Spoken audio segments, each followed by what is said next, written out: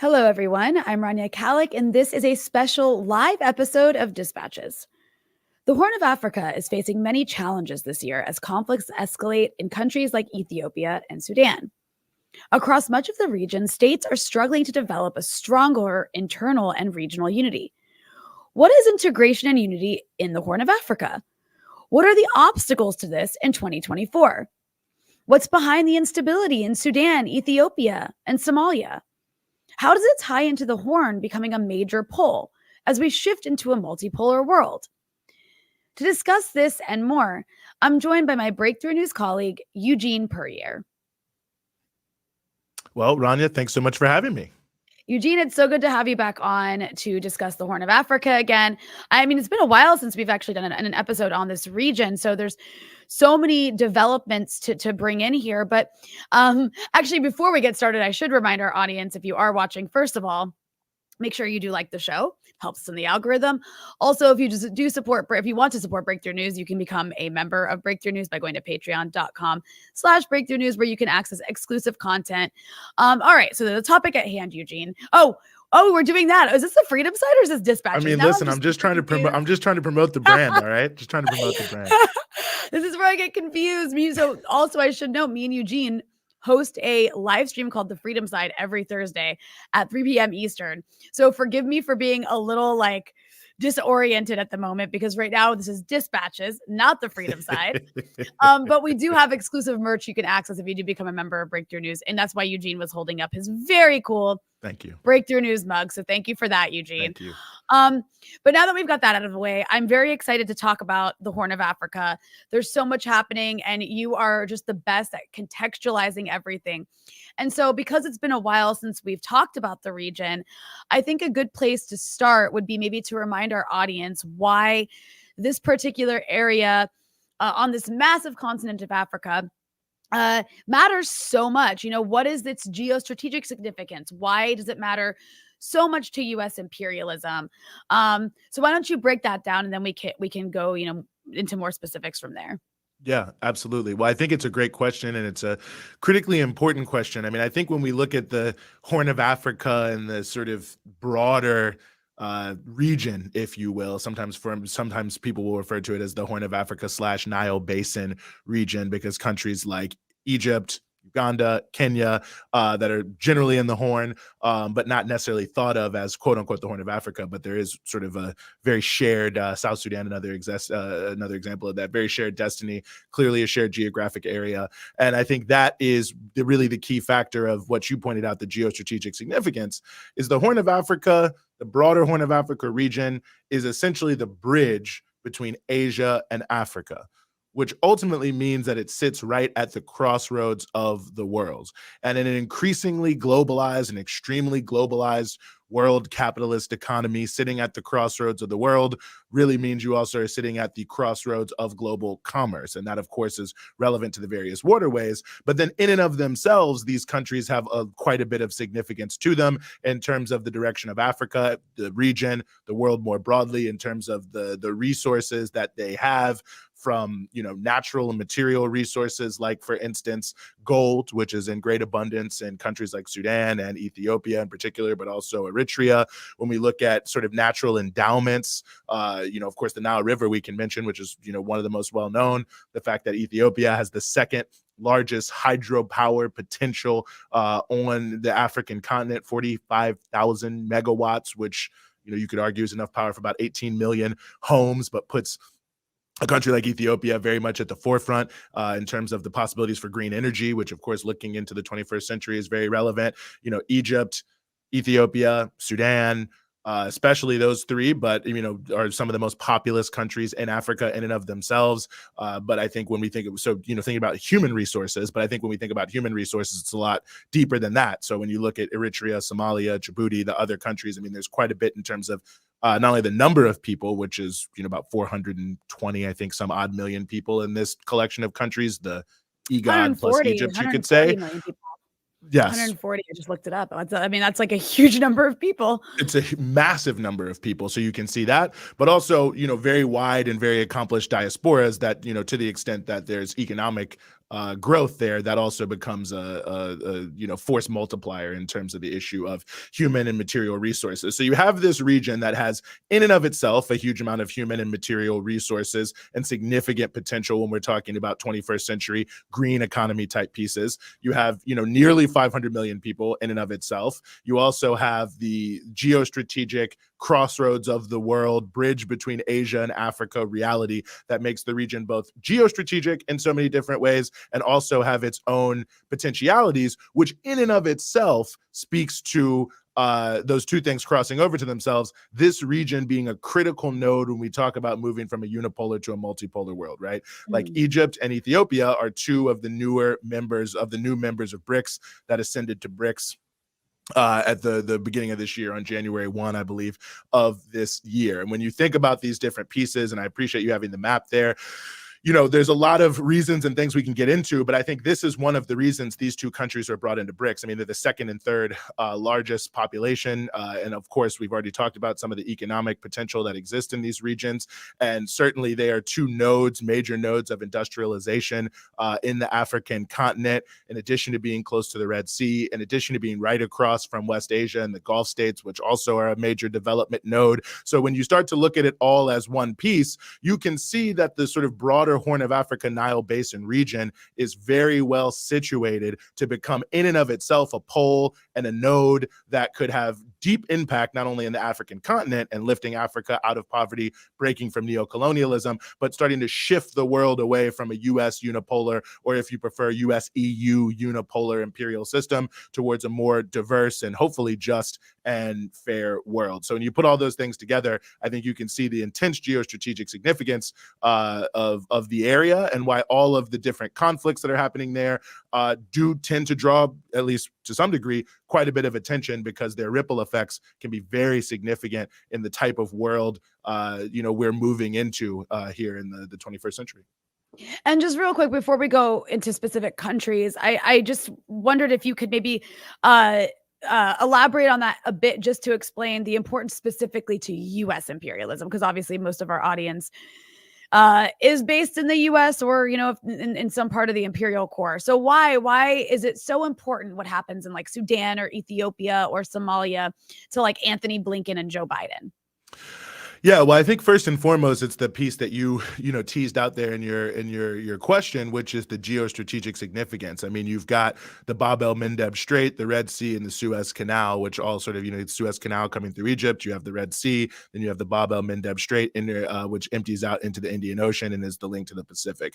I think it's something like 10 to 12% of all global commerce flows through this route. Ooh. So ultimately, whatever happens in all of these different countries is critical to securing the global commerce which capitalism is dependent upon. I mean, capitalism as a system, imperialism as a system, is predicated on a certain amount of stability by which commerce can take place. So the free flow of goods is critically important to that. As I always point out when I talk about this issue to people, if you remember when that ship got stuck in the Suez Canal and how it was a major crisis. Now, of course, we could speak more also about what Yemen is doing to push back against this genocide that's taking place in Gaza. But I think another reminder of how geostrategically important it is. And I mean, this is a big reason why certainly the U.S. has backed the destabilization of Somalia, for instance. But we could go on and on and on and just say that first and foremost, in and of itself, I think is absolutely and critically important to the ability of the global imperial powers to carry out their system. But I think it also goes a little bit deeper than that, because ultimately you have this other issue. I mean, when you read the National Defense Strategy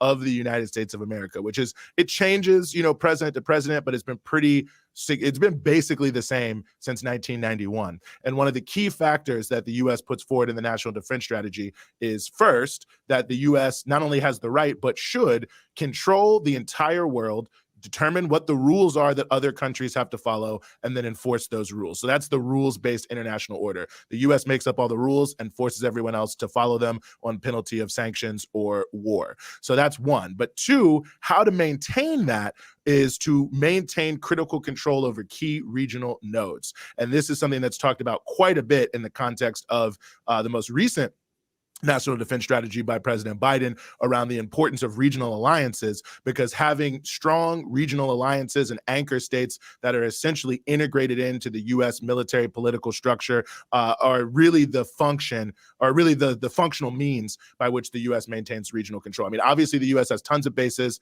a huge military all around the world, but even with that, when you're talking about controlling the world, like, that is not enough. So this actually has to be embedded in a system of states that want to be a part of the same system. And historically, this has been crucial to the U.S. role in the Horn of Africa. In the, let's say prior to 2018, when there was a change of government in Ethiopia, you had from, roughly 1991, 92 to 2018, a government that was headed up by the TPLF, the Tigrayan People's Liberation Front, that was an anchor state that essentially was working, hand in glove with U.S. foreign policy to destabilize Somalia, to put pressure and isolate Eritrea, and so on and so forth, to make sure that the region stayed within the bounds of what is considered allowable or controllable by the U.S. So I think it's, twofold in that sense. But I also will add a third issue, which is, not just the need to control global commerce, not just the need to have control over the region where it's taking place, but to then take a couple steps back. These are, as we've pointed out, areas that have immense economic possibilities. So you think about the huge number of people who are living there. You think about the context of the new Cold War that's happening right now with China. You think about the overall issues that capitalism is facing in terms of a declining rate of return on investment. So one of the ways to address the new Cold War with China and the rate of return on investment is to open up new areas to exploitation by foreign multinationals coming primarily from the West, which means you have to find a lot of desperate, poor people. Most of those people, or the overwhelming number of them now, are heavily concentrated in Africa. It's the youngest continent. 70% of the continent is under, I think, the age of 35. I've traveled across the Horn of Africa. I can tell you that is very true in those countries as well, where the population trends towards younger people. So this is an immense reservoir of both material resources. Like, obviously they want to go in there and get gold. There's uranium in Sudan. There's all these different pieces, but also the human resources, I think, are critically important to maintaining the dynamism of capitalism, as China and other countries in Southeast Asia are seeking to move up the value chain and are starting to resist and push back on the economic model that was put forward starting in the late 70s and the early 80s, where they were sort of the Warren of low-wage labor that gave a nice little push to the U.S. economy. The U.S. thought these countries would always remain totally subservient. They had different ideas. Now that they have different ideas, the U.S. is trying to isolate them, kneecap the economy in China, but they also have to do via quote-unquote friendshoring to find different spaces. So ultimately, you want countries in Africa to be more on board with shipping the resources to either you or people who you like, and not asking for very much for it to maintain, that edge in terms of resources and so on and so forth. And also places that will be very open to the sort of economic schemes you want to bring forward to exploit the human resources of Africa, which I think is an underrated but an important factor in what is governing imperial strategy in Africa today. All that's so important, and I want to kind of use that as a good segue to elaborate a bit more on the significance of something that you already touched on, which is the fact that Ethiopia and Egypt have both joined BRICS. I mean, I know Egypt's sort of at this like crossroads intersections. It's like a North African country. It's also a Middle Eastern country. It's also kind of Horn of Africa, kind of not. But all that said, these are two, you mentioned they have the biggest populations. They're two of, I think, the bigger economies in this area. So you mentioned multipolarity. You mentioned the importance of this emerging world where China is this huge economic player. What's the significance here of Ethiopia and Egypt joining BRICS, given everything you just explained? Well, I think it's an important question. And, obviously I'm not in the room where they were deciding this. So I'm just giving you my take on Eugene? why they opened it up. Because, there were a lot of questions of who is going to be brought in. And I have to say, Ethiopia was to many people a surprise. It was not a surprise to me. I had actually been predicting it. I'm not trying to pat myself on the back. But when you look at the context of what BRICS is as an alliance, I mean, BRICS, and you look at what was recently stated, by the way, by Mr. Lavrov, the foreign secretary, the foreign minister rather, in Russia, where he said, well, BRICS is not going to set up a secretariat or any big, sort of bureaucracy or anything like that. It's not that type of alliance.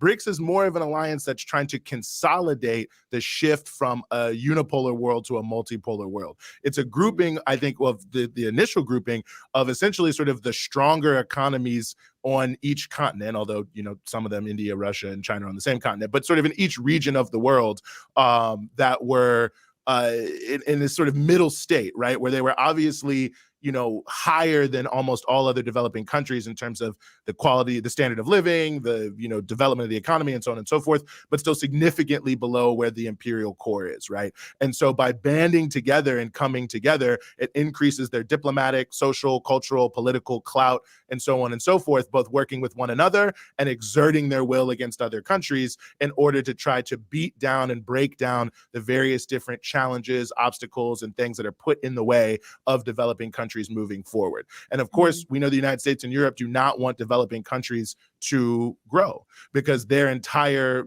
standard of living is predicated on a division between the global north and the global south.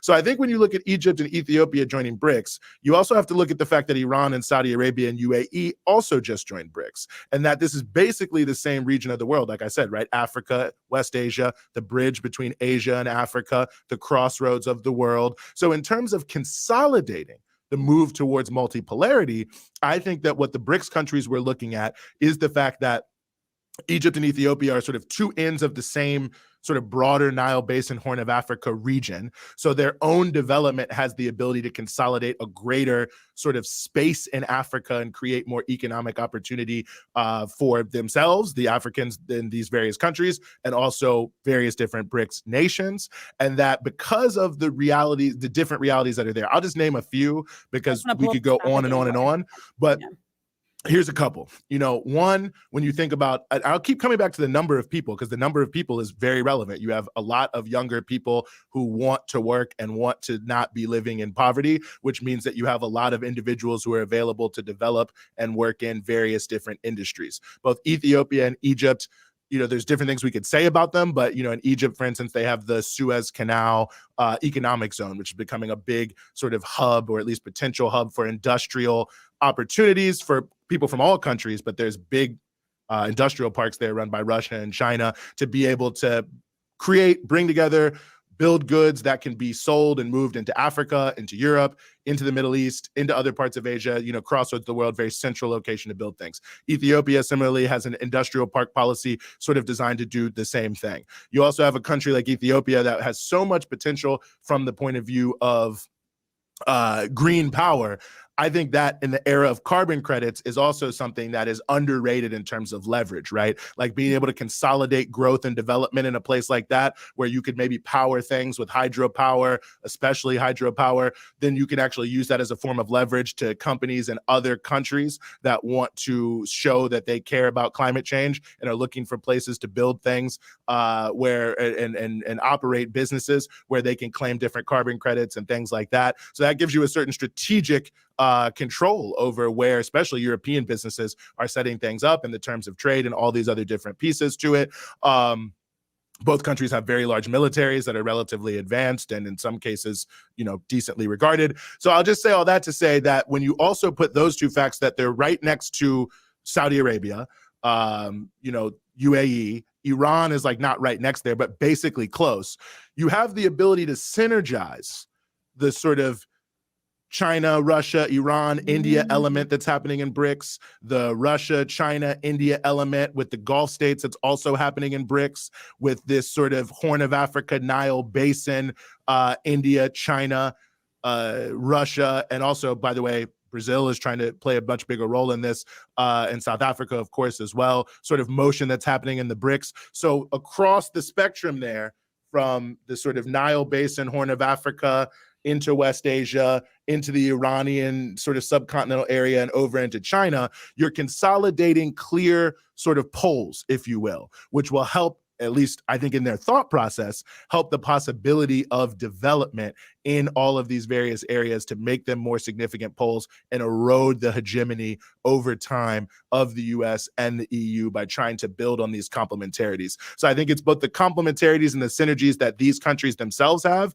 but also where they're located geostrategically alongside other new BRICS and the existing BRICS to try to consolidate the motion that BRICS was set up to push forward, which was to make sure that it isn't a world where the US makes all the rules and everyone else is forced to follow. There's a lot of other challenges challenges that come with that. I'm not saying it's some panacea or some heaven or something that we should say, yes, this is the greatest thing ever just to have a multipolar world. But it is the precondition between moving beyond a world where Europe and the United States say everyone else has to be poor for some small subset of our population to be rich. Yeah, and of course, there are a lot of challenges, and right now, the countries across the region are facing so many internal struggles at the moment that it's hard to know where to start. But I think maybe a good place to start would be Ethiopia.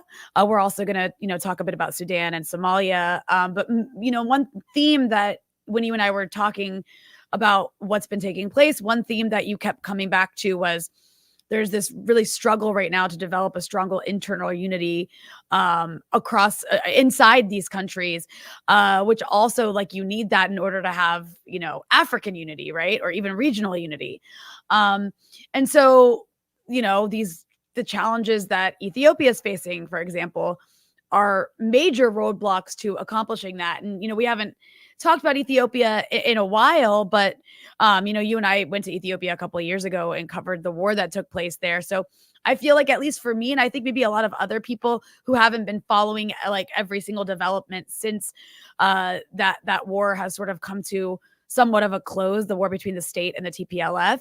Ethiopia's been facing some serious internal conflicts, not exactly like a civil war, but there's a lot taking place. So why don't you, let's start there. Let's talk about the aftermath of the war between the government of Ethiopia and the TPLF, which was this political party that dominated the country for a very, very long time in a dictatorial way, supported by the U.S. Once they were pushed out of power democratically, they launched basically a war against the sitting government of the country, and that's kind of where we were last at when Ethiopia was in the news a lot. It hasn't been in the news so much since then. So tell us what's been happening since that war with the TPLF and the government de-escalated, and what's taking place now. Yeah, well, I hope everyone's ready to stay here till 5 p.m. Eastern time to go over all of that. But no, I think it's critically important the way it has fallen out of the news. I mean, I think bottom line, the thing we have to just underline here is an immense humanitarian crisis in the wake of the end of the war of the TPLF, which is a continuation of some problems that existed before the war, but they've really moved forward. I mean, you've got, I think, something like 4.3 million IDPs still internally displaced people in Ethiopia, and there are some issues, there's some conversations and some things happening to say we're going to move people back, but the reality is whether you're in the IDP camp or being moved back, there are not a lot of opportunities to have real legitimate reconstruction. You've got about 20 million people, so about a sixth of the population of Ethiopia that is receiving food aid. So that basically means they're starving, right? Like if the aid doesn't come, they're not going to be able to get it. And then in addition, the conflicts that we'll go on to. But so I just wanted to start there because there are a number of people all across the country, Afar, Amhara, really everywhere in the country who are really still suffering, especially in these IDP camps, and really need to continue to raise that issue importantly. But I think one of the things that's important in terms of framing this and looking at where we are is, the TPLF uprising against the central government in Ethiopia was essentially a response to the beginning of a transitional process in Ethiopia around the politics of how the country was going to be governed. You'd had the TPLF, of course, that had been in power since the early 1990s, and they had really alienated even significant elements of their own base.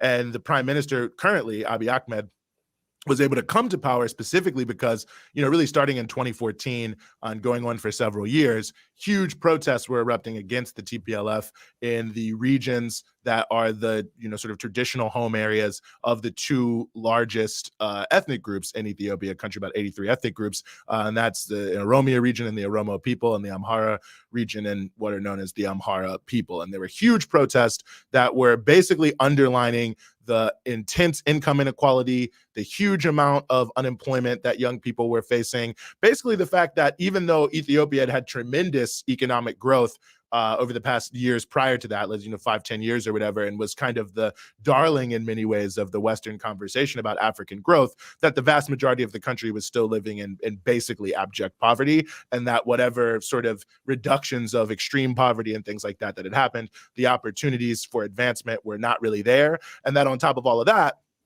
because of the way the TPLF decided to run the country, which was essentially an ethnic form of divide and rule, who you were and where you were from actually then became critically important to your ability to access the meager amount of resources where they were. So you had people who were responding in the millions to the just general plight of Ethiopians, quite frankly, no matter where they live in the country, which is that they are deeply impoverished and lacking in significant opportunities. And that's from education to access to clean water, access to healthcare, access to electricity, and so on and so forth.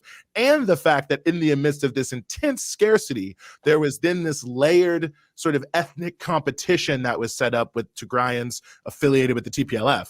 That's important. They're affiliated with the ruling party sort of at the top. And then you would have in each region people affiliated with the ruling party on top of that region. And then everything else kind of flowed down from there. So you had this sort of general condition of poverty, exploitation, and deprivation existing in this sort of layered structure of oppression based on your ethnicity. And so people were rising up against that. And as I pointed out when we talked about this at the time, Rania, part of what took place in 2018, which was when Abiy Ahmed becomes the prime minister and the TPLF is essentially moved out of power. I mean, his history, of course, comes from the political coalition created by the TPLF, but he himself is an Oromo. But what I was saying at the time that you may remember is I said, that Abiy Ahmed basically was opening Pandora's box. And who knew what was going to come out of Pandora's box? Because at the end of the day, these are very deep-seated differences that go back in many ways for a very long time, and where there is also, and this is, I think, critically important, a very different there's not really a shared understanding of them, right? I mean, there are different groups that have different grievances, but there's no sort of universalized understanding of those grievances. So not only do you have deep-seated issues, but you have trouble creating common ground around how to resolve the issues because there's so much disagreement about their roots, where they're coming from, and all these different sort of pieces to them. So I think it was clear to many people at the time that there were going to be a lot of challenges here, and that a lot of changes were being made very quickly without a lot of preparation, and that would open up a lot of possibilities too. Now, the TPLF, and this I think some people were expecting, many people were not expecting, I certainly was not expecting it at the time, launching this war created a lot of unity in the country. Because if there was one thing people could agree on, it was that the TPLF was definitely bad, that people wanted them gone, that they wanted something different.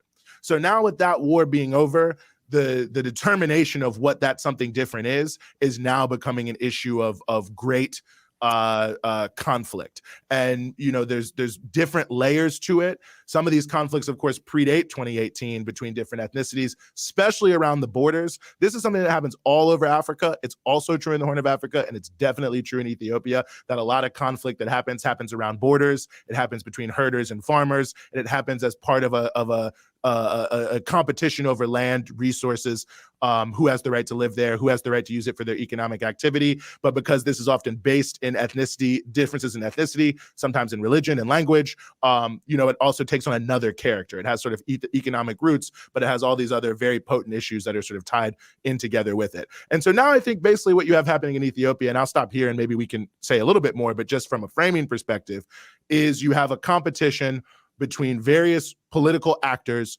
over what the future of the country is going to be. Is it going to be centralized, or is it going to be federalized?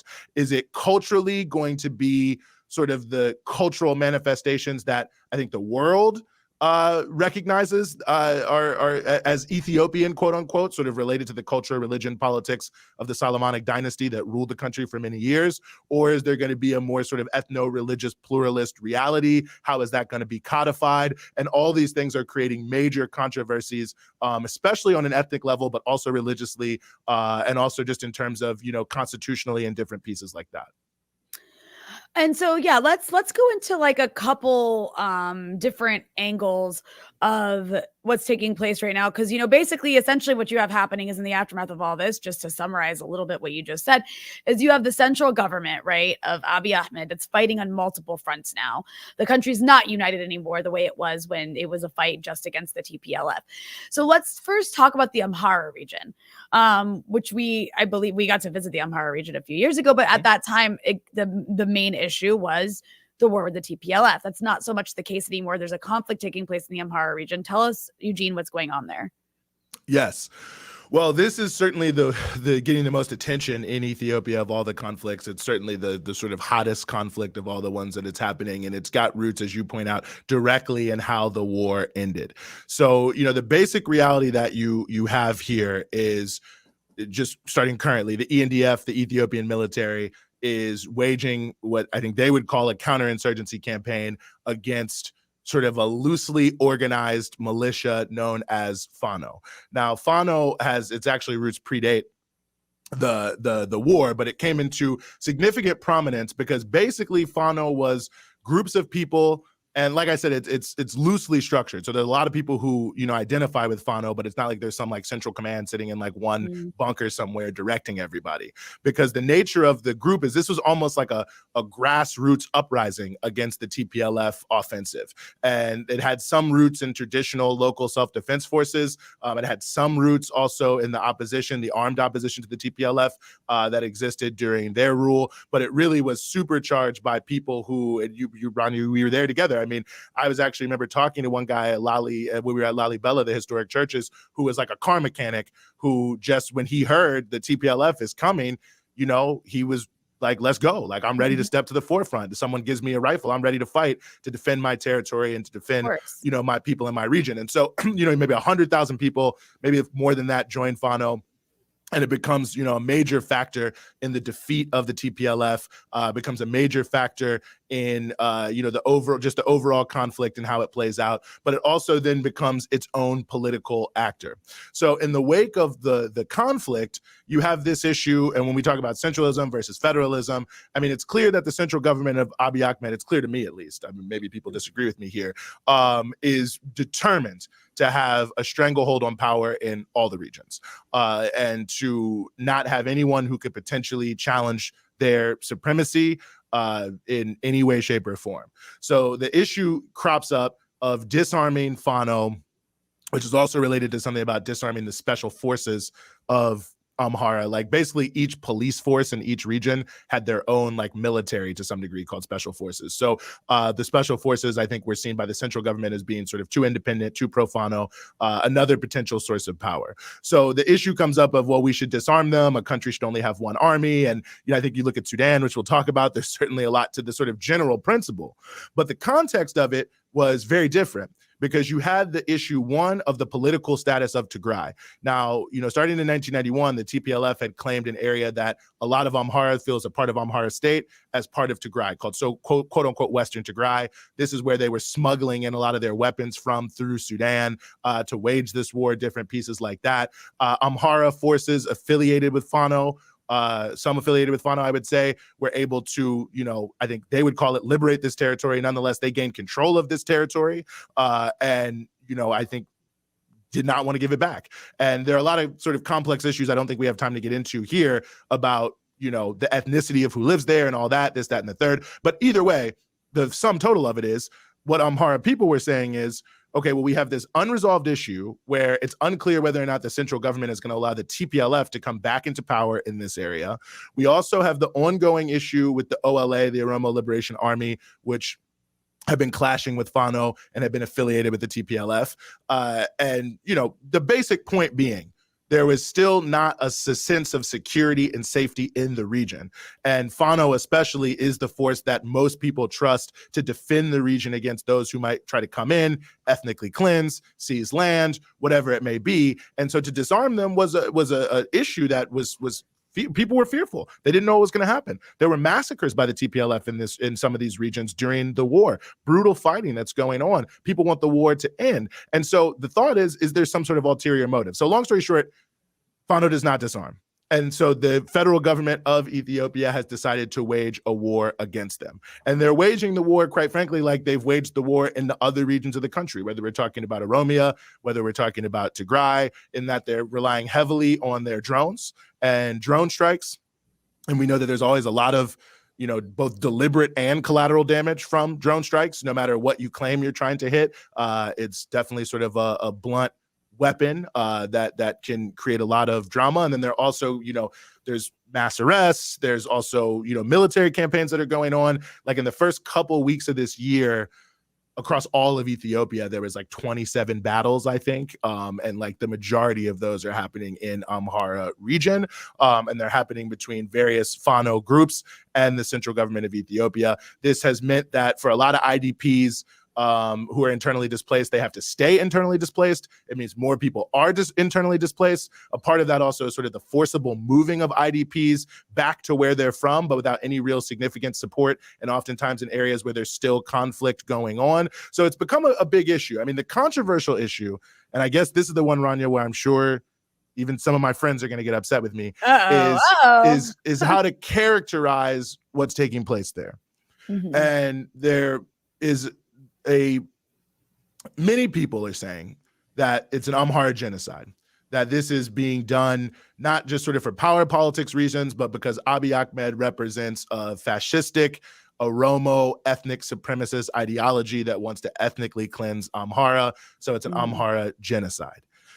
People who know me know that I have shied away from the phrase, not because I want to deny the fact that there is obviously, ethnically motivated violence that I think, quite frankly, in many places does look like ethnic cleansing in certain areas, and it has been going on for some time, even predating this.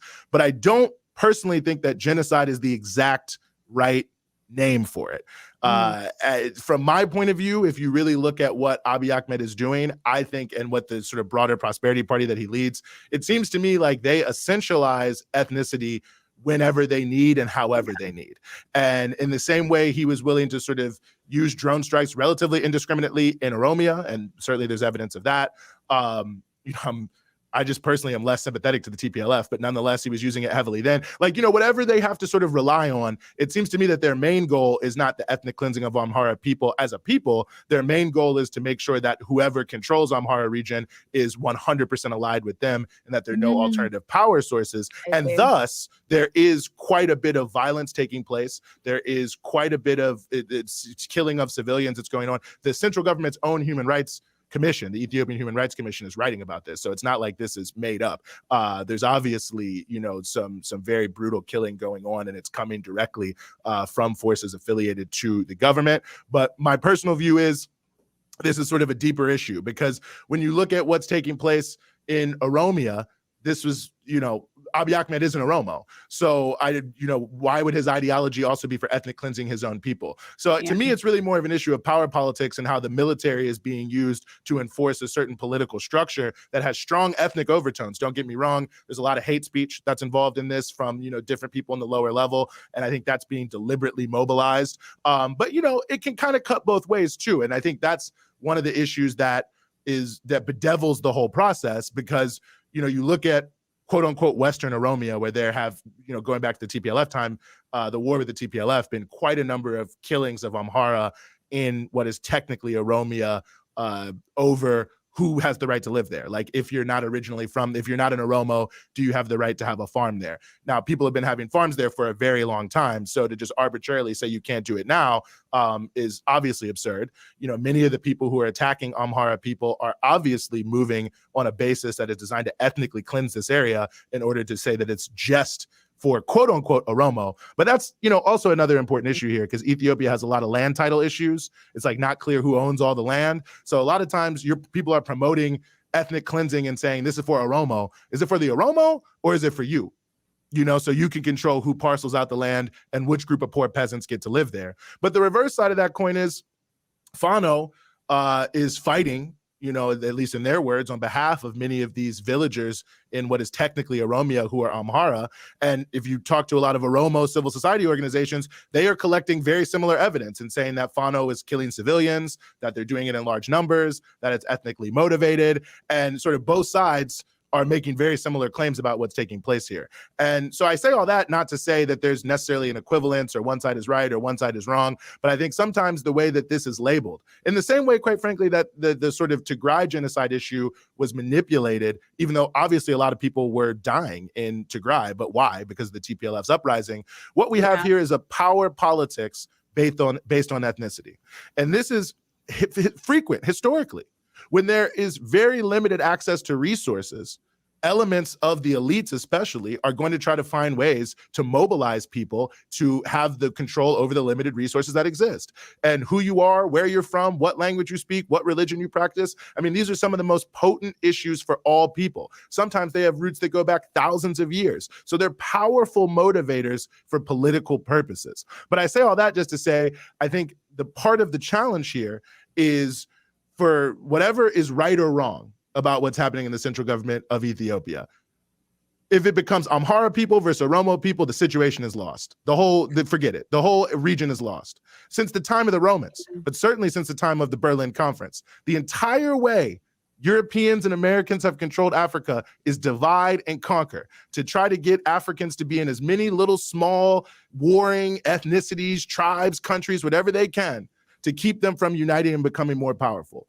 So quite frankly, if it just becomes an ethnic conflict where just because of who you are, you're labeled the enemy, Horn of Africa, Africa is lost everywhere if we approach the problems and the challenges of the conflicts in Africa in that way. So I think it's important to tease out the sort of political elements of this, the fact that I think certain individuals are looking to put themselves in a power position, but not actually in neocolonialism or lift people out of poverty or make any of those significant changes. And they're waging the wars in such a way that they are designed to intensify in every possible way every ethno-religious conflict that exists inside of the country in Ethiopia, to maximize it, as opposed to look for common ground to unite people around what a shared future could look like. That's why all these people are focused way more on maximalist type politics and opposed to sort of unifying based politics. Now, I know not everyone's going to love that explanation, but from my point of view, I think it's important to recognize the actual violence that's taking place in all of these regions, and that a lot of it is really motivated about who wants to be in a position as a power broker, both nationally, I think in the terms of the Prosperity Party that wants to control everything, and regionally, where people don't want to be fully under the yoke of the Prosperity Party and want to be their own sort of power brokers. But anyway, I'll just leave that there. Well, did you want to talk at all about the elaborate at all about the Oromia region? Because I know that there's a lot happening there as well. And there's a lot. I mean, it kind of goes back to what you were saying. It's like, I think it's also important to emphasize, by the way, that so much of this, not to say the people locally are not blameless, that like certain leaders aren't blameless, but so much of this is an outgrowth of colonial borders, colonial divide and conquer, like you said. And I think that always has to be, central to how we understand all of this. And if we forget that, then it's like European colonialism kind of wins if you let that slide in this narrative. But I just wanted to see, before we move on to another topic, do you want to talk or elaborate a bit more about the Oromia region? I'll just say briefly, it's the largest region.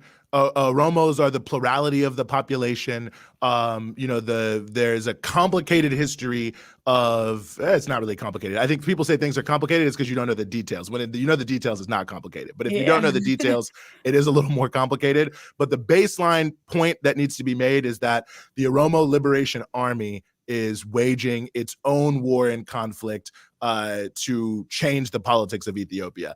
And they are an outgrowth of a broader movement called the Oromo Liberation Front, which existed for many decades, fighting against the Derg government in the 80s, the TPLF in the 90s and the 2000s. And ultimately, since 2018, the OLF has broken into different, elements, some that are working closer with the Prosperity Party, some that are very alienated from the Prosperity Party but don't take up arms, and the OLA that's taking up arms. So during the TPLF uprising, the OLA was working with the TPLF, they were being trained by the TPLF, and they were sort of trying to work to create this destabilization of the central government to bring the TPLF back to power. Since then, the OLA has obviously lost its biggest ally. There's still, quite a bit of things that are going on in terms of not only fighting, but, blockades, kidnappings, all different things like that they use to disrupt commerce and raise money, sort of unofficial taxes and so on and so forth. There've been a couple failed rounds of negotiations with the central government that is there, but there's still this on. So inside of Oromia in itself, there is a division amongst different Oromo political parties, political forces, political actors about what the role of the central government should be. Should Oromia have more sort of federal responsibilities? Should it have a more sort of central role in terms of a more centralized government? All these things are sort of being debated and fought out sometimes with weapons and guns that are taking place, but it continues to be a sort of an ongoing conflict that also has different cultural overtones because, and this is also a complex issue, right? And when I go back to the issue of like shared histories and shared understandings, the history of Ethiopia, right? Like average person probably knows about Haile Selassie. You heard of him, even if you only heard of him in a Bob Marley song. So you know that there was a monarchy, the Solomonic dynasty. It was there for many, many centuries, has a long, long history. It's sort of how Ethiopia is known to the world. But like all kingdoms and empire, well, not all kingdoms, certainly all empires, it is formed by a smaller region subsuming other regions. And many Oromo feel deeply aggrieved because their interpretation of what took place is that it was a form of settler colonialism by Amhara people in Oromia, which was not originally the core territory. And that when Emperor Menelik especially came in there, that the things that were done were settler colonial, ethnic cleansing, selling people into slavery, so on and so forth, and that they are an oppressed nationality because of that, and that a major part of how Ethiopia moves forward is there needs to be a greater,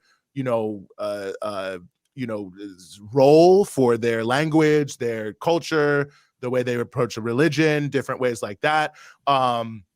And that has to be a big part of it. And that in and of itself is a major cultural flashpoint in terms of how this is playing out.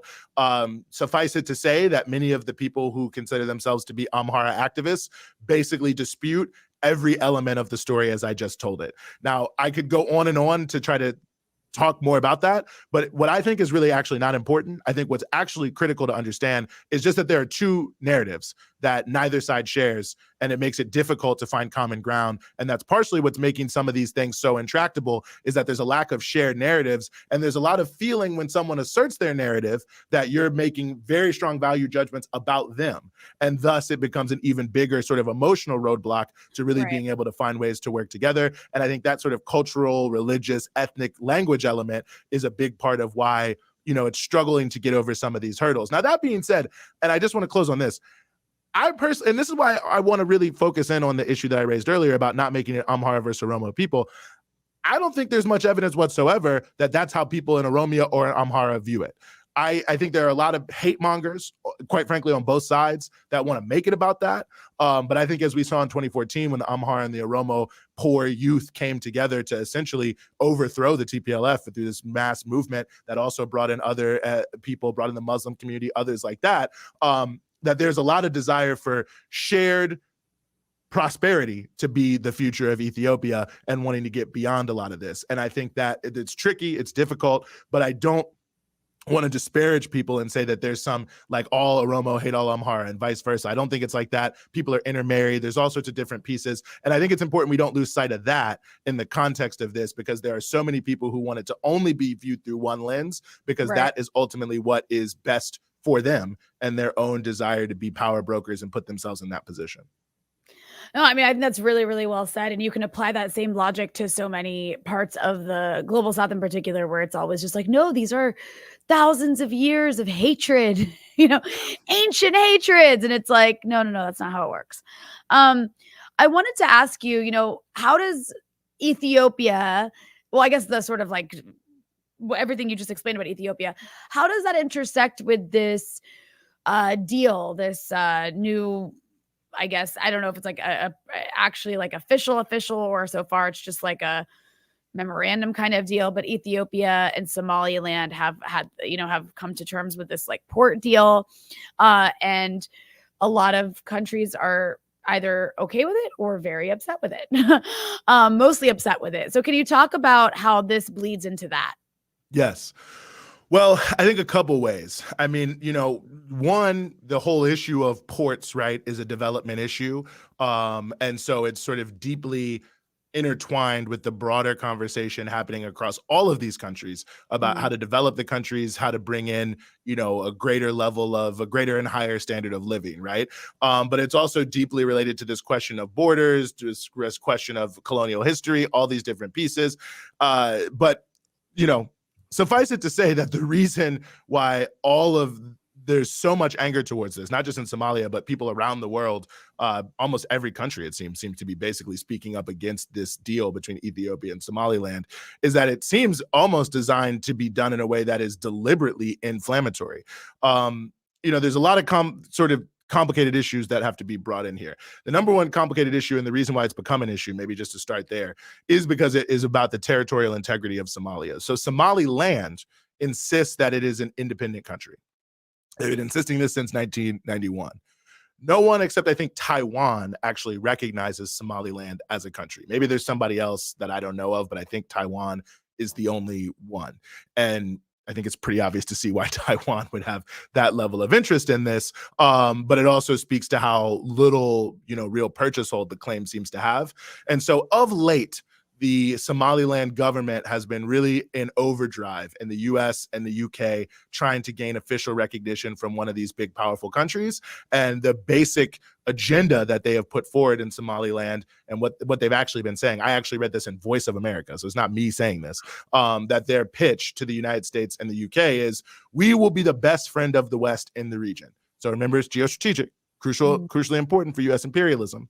And their pitch is, even Djibouti, which, by the way, is very friendly to the West. But, Djibouti also has a Chinese base, the only Chinese base outside the country in Djibouti. So they're basically saying you can't really trust them, because even though they have this massive U.S. and French military base, they are allowing themselves to be the power projection of U.S. imperialism in many of these countries across Africa, France as well.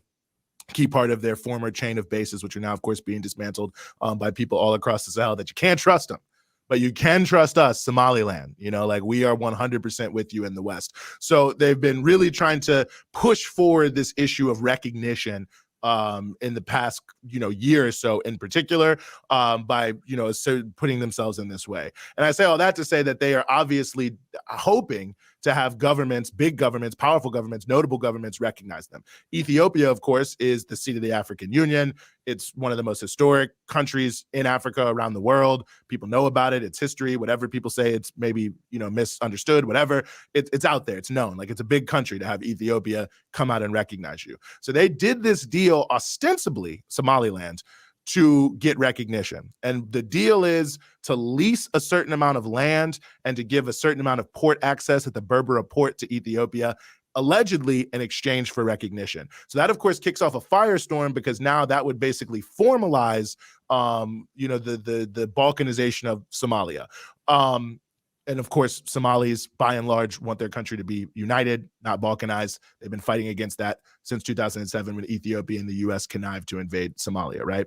So now what's actually happening is Ethiopia is backpedaling. They're saying now that they never agreed to officially recognize them, that that's not what it's about, that they're just leasing land, blah, blah, blah, blah, blah, blah. But nothing they did moving forward on this plan was designed to do anything other than raise all of these fears.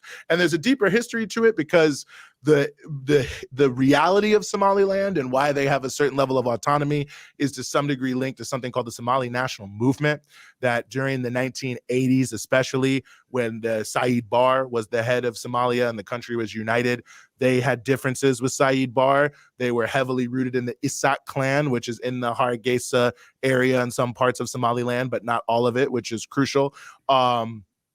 And Ethiopia was a major supporter of them, because there was tension between Ethiopia and Somalia. So after the fall of Said Barre's government, when Somalia starts to break apart, these individuals were able to essentially create Somaliland as a generally kind of an autonomous region, as it were. But many people have argued over the years, I'm not going to weigh in on this, but I'm just going to say they've argued it over the years, that Ethiopia supported the SNM in the 80s sort of as a precursor, and that the TPLF has supported to some degree the Somaliland thing. Also, the current Ethiopian government has also supported this sort of autonomy, that it's sort of a precursor to subsuming it into become a part of Ethiopia, or at least a country that's so dependent that it basically is, even if it has formal kind of, independence or autonomy in some way, shape, or form. So in addition to just the general issue of Somali sovereignty, it also hits on some deep issues around that issue in a major way. Now, Ethiopia says they're doing it because they have to have access to a port. I don't understand that. I mean, I don't know where it's written that a country must have access to a port, and without access to the Red Sea, that they cannot somehow be successful. I mean, there's, I think, 7 or 8 ports in the surrounding countries from Ethiopia that are more than willing, and many of them, some of them, quite frankly, already taking Ethiopian goods out of their port. Now, there is, of course, a question of what deal you have to strike. And I think for the Ethiopian government, it would be preferable to not have to, engage in any significant arbitrage here over what it's going to look like. So you pick a place like Somaliland, they don't really have a choice. Ultimately, they can't really make any counter demands on Ethiopia in terms of the use of the Berbera port. So ultimately, it's probably the best deal they could possibly get. But it's certainly the point they're trying to make, the Ethiopians, which again, I can't understand it, quite frankly, is that somehow they have to have access to this territory to have a navy. I don't know why you have to have a navy, and to have, guaranteed access to the Red Sea, which doesn't really make any sense to me either, because they could easily, and quite frankly, when you look at some of the areas where there's a lot of economic activity, you can make a case that if they were trying to get a port anywhere, they should be looking at Kenya as much as they should be looking at Somaliland or Djibouti, where most of it goes out through now. So there's a lot of controversies over, that issue. And I think that really puts you in a place where it seems that what Ethiopia is really motivated by is power, right? Is to be able to make what is the equivalent of a land grab, essentially, in order to increase their own ability to, leverage their economic development in a way that is mainly beneficial to the sort of ruling elites of Ethiopia, even if it undermines regional unity in the broader Horn of Africa. But I think what we've seen, and honestly, I think Ethiopia has been trying to displace this on other countries for over a year now. They're blaming Eritrea. They say, well, Eritrea doesn't want to, give us access to their ports. But they've never presented any evidence of what's really happening, except a couple speeches by Abiy Ahmed that they didn't accept some deal he put on the table. Somalia has its own particular challenges. Sudan now has its own particular challenges. Kenya is definitely an option, but for whatever reason, they, don't want to, open that up and talk about that in a real way. So to me, it seems that all of their justifications are not logical. They could easily grow economically significantly by not controlling one port, and there is no country that has a port in the region that has any interest in not being a partner with Ethiopia in development that would allow more goods to flow out of their ports. It just becomes a question of what are the terms of trade going to be. So it seems to me that Ethiopia is using its leverage over Somaliland to increase, to basically not have to negotiate in good faith and to be able to sort of abandon it. But it's unclear to me why you would not want to have a broader discussion with every Horn of Africa country with access to the ocean about how to have a broader development strategy that helps everyone. You look in Somalia, there's in Puntland, some of this, the Garissad port, which is a very, very small port, very, very small. But why it's notable is it's Somalis building their own port. They're not bringing in Dubai Ports World. They're not doing all these other things. They're trying to develop their own area in their own country. And they're trying to build a road to Ethiopia so that they can be a part of the development of the overall region. So why would you not want to build on that? And the final thing I'll just say about this before I close, because I'm kind of rambling on this issue, quite frankly, but the US and the UK opposition to the deal is totally fake. The reality is the US just last year had a major military exercise in the Horn of Africa where the Berbera port was one of the places that they were doing this military exercise. And I wrote to every possible person, Rania, from the people doing the military game, the U.S. Africa Command, the Joint Terrorism Task Force, the U.S. forces. I'm writing to everybody. And I said, does this represent a change in the U.S. position on Somalia? Of course, none of them wrote back to me because none of them want to admit the reality that they do want to cultivate Somaliland. as a US based client, but they just don't want to move in such a way that it's going to upset all of Somalia. So they kind of want to smuggle it in from behind, this attempt to create a greater client port area that is basically adjacent to the Red Sea and the Indian Ocean. And they're saying they support Somalia. They do not support Somalia. They are not really at all, but they don't want the smoke of being known to do it. I'll also just add Somaliland now is fraying very much at the edges, the SSC region, which you can see there, kind of the blue right near the purple at the sort of point there. They have seceded from Somaliland and they're trying to reintegrate into Somalia in a more profound way. And then even the area where this naval base is allegedly supposed to be built by Ethiopia, you got people taking up arms saying that we're going to fight them and we don't want to be a part of this. So, it's notable because this also is leading to a greater disintegration and turmoil in the Somaliland region. But I think Ethiopia, which is also going out of its way to try to continue to cultivate the United States and Europe in a major way, I think also partially what they're motivated by here, not just, having a good economic deal by kind of bullying someone into one. But I also think that they're hoping that by doing a deal like this, that makes it appear as if they're stabilizing Somaliland to some degree and helping it grow, so on and so forth, that will be looked on favorably by Western nations who would like to see that sort of peace. So I don't really have any evidence for that last thing. I'll just put that out there openly that that's my own conjecture. Could be wrong, but it seems that when you put the pieces together of what Somaliland is shopping itself to, the reality of Ethiopia, which is de facto sanctioned by the United States, the fact that the UK, which has a lot of supporters of Somaliland in the government and outside of the government, is now all of a sudden cozying up to Ethiopia militarily and so on and so forth. It all seems to be kind of coming again in this piece of how do we create a divide and conquer reality in the Horn of Africa and the Nile Basin region. Yeah, I think that's very, very well put. And, I think that it would be an injustice to, we should do another episode entirely on just Sudan because it deserves more than just one question. Mm-hmm. And I know that we can't get too deep into it right now because it does need time. But how does the war in Sudan tie into everything else you've talked about? And I guess that does require to give a brief background to what's happening there, which we have been covering, pretty regularly, I would say, on the freedom side.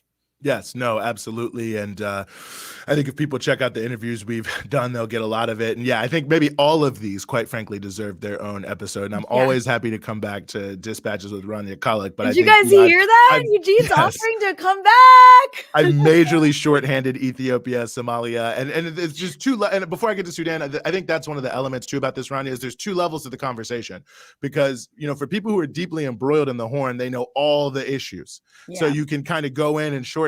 But for the vast majority of people, all you see is these terrible headlines. People are dying, people are starving.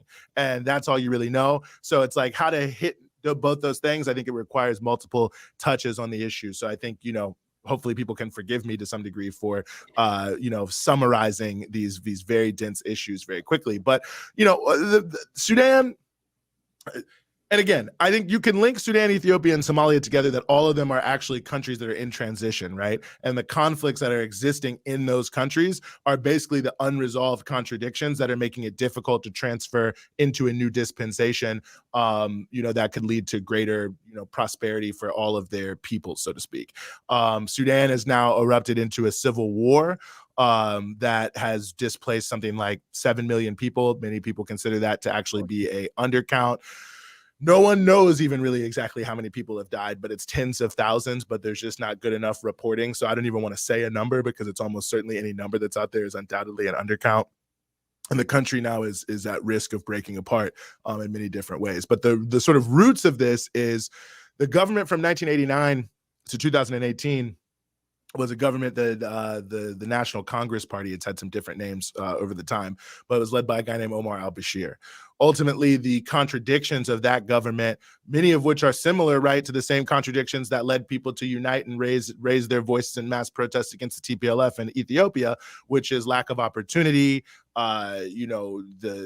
the unemployment amongst the youth, the lack of development and poverty in general, and the fact that there is a very clear sort of ethnic and spatial distribution of the relatively limited goods that were available. So you have a deeply unequal society that's divided sort of between top and bottom, like a very small number of people have money and most people are very poor, but then that's also divided spatially, right? Like going all the way back to the time of really British colonialism, the sort of sin, and that's sort of the history of modern Sudan, right? Is sort of the British, Anglo-Egyptian colonial realities.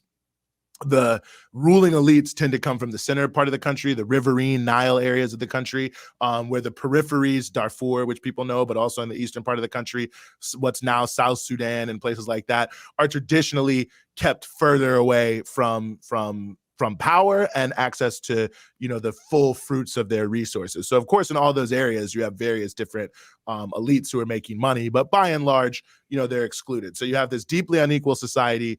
People want to see significant change. Again, you've got a very young country, and I think we have to continually underline that when we talk about Africa, because you've got people who have they do not want to live another generation or two generations in poverty under neocolonialism. Like it's their parents, their grandparents, and depending on how young they are, maybe even their great-grandparents, they've seen that. They know that story. Good friend of the show, Ilya Samari, always says that in China, they correctly talk about the 100 years of humiliation of colonialism, that Africa should really start talking, and Africans talking about 500 years of humiliation with the slave trade and colonialism and what it's done to us. People know that history. They know what's up. They're hip to that. They want to move beyond that for sure. So this huge protest movement erupts 2018, 2019. Bashir is kicked out. And the part of the way he's kicked out is some of his own people were so scared that they were all going to be wiped away by this deluge of this huge mass protest coming to the forefront, that they just threw Bashir overboard and decided to cut a deal with some more elite, and I would argue Western-oriented elements of the protest movement. And they really set to work then to try to get what the communists in Sudan called a soft landing, to find a way to have whatever the next regime is. It would certainly be more representative, but they didn't want it to be too representative. And the reason for that is, if you look at what was really coming out of the protest movement, the backbone of which was the resistance committees, the trade unions, the more radical political parties, the Communist Party, the Ba'ath Party, actually the base of a lot of the main political parties that were more radical, the professional organizations from, pharmacists to doctors or whatever, they were talking about free healthcare and free education, and quality free healthcare and free education. They were talking about ending the, corrupt crony capitalist model where if you were tied to the government, you got rich and no one else had an opportunity, so that wealth could be shared more equally. They wanted to strengthen the rights of trade unions so that workers would have the ability to, fight for better wages and working conditions. They wanted to reject the IMF and World Bank dictates on Sudan that were destroying the country. They wanted to end the policy of just selling off the land to people from Saudi Arabia, UAE, and Qatar for no money whatsoever, so that they could grow food to export and do nothing for the Sudanese people. Subsequently, they wanted to end the normalization of Israel, which this government, this absurd so-called transitional regime, decided to sign up to the Abraham Accords. Now, of course, they did it to get sanctions relief and money, but that's no excuse. That's blood money. And people in Sudan hate Israel. I mean, like, there's almost no other country other than, I don't know, Lebanon, where people hate Israel. I mean, it's really the 1967 Khartoum Conference, the three no's. Like, Sudan is the cradle of, or one of the cradles of resistance of the Palestinian people. This is why it was targeted under Bashir by Clinton in 98. It was not targeted for any other reason. It was targeted because if you want weapons, you want missiles, you want whatever, Sudan was like, we'll do it. When they say we're sanctioning this Hamas business people, that's why half of them are living in Khartoum. So ultimately, people in Sudan are like, normalization with Israel, so they want to end that too. So ultimately, if you had a government that was too representative, these traditional elites would lose all of their power. Mm-hmm. And the Western countries and the Gulf countries as well, that were dependent on these people maintaining a certain model, they would lose a lot of their influence. And so you had this attempt to come to a soft landing, but you had one big problem, is the military was split. Now, you had the traditional military, the Sudanese armed forces, led by Lieutenant General Burhan, who is now technically the head of Sudan. People may know him and see him. Then you had the rapid support forces, led by a guy named Hemedti. And rapid support forces were mainly based in Darfur, although they had moved around, and they were like a wing of the army, but they had their own command structure, their own sort of economy element to them. And there was a disagreement between RSF and SAF over how to integrate into one army. RSF viewed the issue of integration as liquidation of their fiefdom that they had set up. So they wanted a long transition, like 10 years, And the SAF viewed RSF as opponents in the sort of elite level game to control the resources of Sudan, and to be the interlocutor with these powerful foreign entities, the US, the EU, Saudi Arabia, Qatar, UAE, and others, who are, well, less Qatar, but really UAE, Saudi Arabia, US, UK, EU, big players there, and all this different piece. And so they wanted like a quick transition, like 1 year. Both sides thinking that, long or short would benefit their own ability to maintain power. They couldn't agree, so they started fighting each other, and they plunged the country into a civil war, and that's the war that we are in now. And that's why it has such a zero-sum nature to it, because you really have two entities that feel it's zero-sum, that if the other side wins, they're out. And they still want a share of power, and they can't agree on that. And that's now breaking down in many different ways. The country is becoming balkanized. There's even a possibility of a Libya type scenario. There is intensified diplomacy, and I'd like to think that diplomacy can succeed.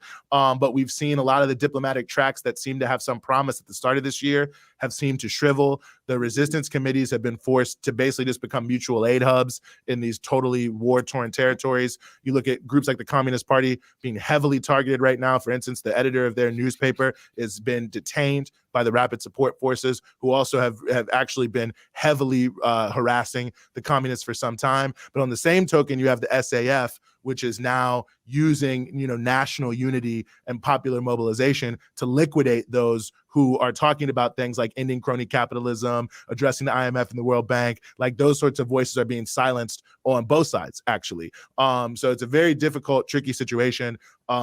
It's you hope it's moving towards something, but there's so many different shifting sands, and you also have different regional players in Sudan and in Ethiopia that have their own interest, that are also sort of trying to make it more of a zero-sum game, because they too see their influence and ability to determine what happens in the country to be somewhat determined by the zero-sum outcome of the conflict. So it's tragic, and it's derailed a moment. And maybe that's just where I'll close, Rania, because I know we want to pull to a close. It's been a long time here, and we could talk all day about this. But there was a moment of great hope in the broader Horn of Africa, Nile Basin region in about 2018, 2019, because you have this unprecedented historical transition happening in Ethiopia, where not only do you have Amharas and Oromos coming together internally, you have Somalis becoming a part of it as well. You have the Southern peoples who are becoming a part of it. You have the very, very, very notable, and we haven't talked about this at all, maybe we should talk about it real quick before we go out, Eritrea, relationship between Ethiopia and Eritrea starting to open up, which was, huge culturally in many different ways. You have Somalia that's fighting to emerge from this multi-decade civil war. So you had this moment where it seemed like we were in a promising period of transition towards a more unified, stronger, more assertive region focused on peace and development and moving out of this zone of neocolonialism. Now we're being dragged back into it. We're being dragged back into it by all of these various conflicts, many of which are real, have to be addressed. You can't just push them to the side and act like you can't talk about it. So that's not an option, but they have to be overcome, I think, with a vision towards what can make the region better. I mean, this is the nature of Pan-Africanism as a concept. Pan-Africanism is not like, let's all get together and sing Kumbaya because we like each other. It's an ideology where unity between African people is a precondition for economic development and prosperity of African people, because Africans understand that it is the divide and conquer colonial border realities that have kept Africans down for all these different years. So you got to get rid of that system. You got to start to build on the natural synergies that are not covered by any of these borders to pursue multi-level development strategies. I mean, this was a point that Eritrean President Afwerki made in Russia last year. I was actually in Eritrea when this was happening. It was a big topic of discussion. Is he was being interviewed by Sputnik, and they kept asking him all these questions, like about what are the bilateral relations between Eritrea and Russia. And he kept coming back to the point of, well, we have our bilateral relations, but the issue isn't really bilateral relations. The issue is multilateral relations. How is Russia, which has good relations, by the way, with Egypt, Sudan, Ethiopia, Eritrea, not as much Somalia, but certainly Djibouti as well, and some of the other countries as well. How is what Russia wants to bring to the region able to be synergized across the region to meet the goals that these African countries have for one another, where they have to work together? And I thought that was a very prescient point, because you have to move beyond this sort of divide and conquer reality. If you want to lift all these countries out of poverty and neocolonialism, they have to cooperate more. They have to come up with joint development plans. And sadly, the only country really preaching this is Eritrea. Most of the other countries have become lost now in various different elements. I think Eritrea definitely deserves more credit, by the way, for being kind of an island of stability in an unstable region. People don't want to give it any credit for that, but that to me seems like it counts for a lot. But I think it's the only sort of political project in the region that is continually trying to push forward this idea of, if we don't work together, we will all, as Benjamin Franklin said, either you hang together or you hang separately. So at the at the end of the day, or you either win together or you hang separately. Sorry, I'm losing it here now. But the point being, the fact there's only really one country in the region pushing this, and it's the most demonized country, and that's the relationship. Why is Eritrea sanctioned? Small country, not really bothering America, that's for sure. Why are they sanctioning them? They're obviously sanctioning them because they can't control them. Right, and that's one of the reasons it's the most stable, by the way, is because it's not being controlled by the US. Yes, and it also has the fairest distribution of resources. I mean, listen, Eritrea has addressed some of these issues, I think, better than other countries. Like, anyone who spent any time around Eritreans, there's 9 ethnic groups in Eritrea, because they're always pointing out that there's 9 ethnic groups. They talk about the historical creation of Eritrea as a modern country based on all of the various historical and cultural factors to understand why people speak certain languages, why the borders are what they are, where the people's historical and cultural background comes from, why some people are Orthodox, why some people are Muslims, all these different pieces. They also don't have an official language. They have 3 working languages, but no official languages, because no language is better than another. But then you add to that the fact that even though the country itself is certainly poor, no African country is poor, they don't have as much access to the goods they need to be as developed as other countries, but they're rich in many ways. But there is a strong focus on the equitable distribution of the resources that do exist. And when you have a more equitable distribution of resources, even when you don't have a lot, it generates more unity, it generates more peace. When you have deeply unequal relationships in countries where there's great poverty, it generates significant conflict, significant war, and significant things coming together. And I think that many of the people who spend a lot of time online praising Eritrea from some of these other countries would actually do very well to stop praising and start studying, and recognize that a lot of that it's not an accident that the things they praise about Eritrea are happening. They're happening because there's particular policies.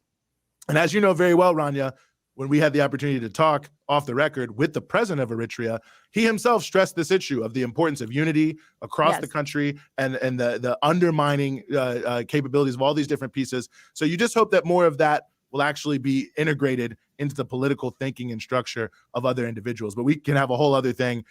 Folks can go to breakthroughnews.org. I've written several articles about Eritrea that I think are very much doing. We've done a number of different interviews, different pieces like that. But again, I think it is the most demonized country in the region because it has the most anti-hegemonic approach to global, world, and regional affairs, the most Pan-African approach, and I think the furthest reaching understanding of how weakened the region is becoming by giving in to all of these various different conflicts. So we'll see where 2024 goes, but at the end of the day, as I've said once, and I'll say it again, the number one policy of imperialists towards the Horn of Africa is keep them divided. They do not want this to become a key pole in an emerging multipolar world. The ascension of Ethiopia and Egypt to BRICS only moves forward that possibility, and that's partially why you see a lot of these divisions starting to happen right now.